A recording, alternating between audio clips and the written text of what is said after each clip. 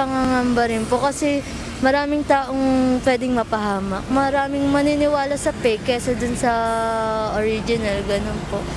Mas paniniwalaan nila yung fake kesa sa original. Matagal ng social media user si Mitch, ngunit nito anyang mga nakaraang pagkakataon, napapansin niya ang pagdami ng mga video na gawa pala ng generative AI o artificial intelligence. Anya may pagkakataon pa na kailangan niyang kumbinsihin ang ilan niyang kaanak na peke ang napapanood ng mga ito online. Si Edmark naman madalas makapanood ng mga AI-generated video na may kinalaman sa politika, gera at iba pang napapanahong issue sa bansa. Siguro pagka hindi ka observant na tao, madali kang maloloko. Kung hindi mo hanapin yung pinaka-source, madali ka pong maloloko. Pwede naman baguhin yung boses, pwede baguhin yung mukha ng tao na nagsasalita kahit hindi naman siya. Kaya magiging malaki impact. Ayon kay Mitch at Edmark, kung patuloy na dadami ang mga ganitong klase ng video na nagsusulputan sa social media, baka mas marami pa ang mapaniwala ng mga ito.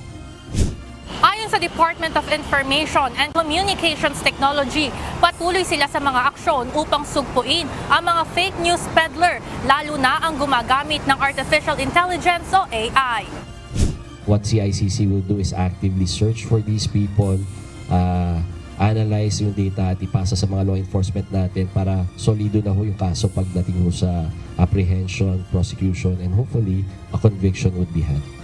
Kumpiyansa naman ang DICT Cybercrime Investigation and Coordinating Center sa kapasidad ng kagawaran, lalo na anya, at mas advanced na ang kanilang tools upang makadetect ng AI content. Kaya siguro magsilbi na rin ho itong babala sa mga nagpapalaganap ng fake news. Yung mga current laws natin, kaya na ho nating magparusa sa inyo. Paano pa kaya pag clarify na ng ating ating mga namumuno sa legislatura yung pananagutan nyo?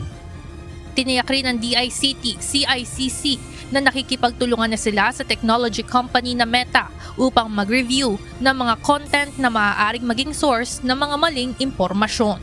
Ivan Alvarez, UNTV News and Rescue. Diyos ang aming sandigan, serbisyo publiko ang aming pinahahalagahan.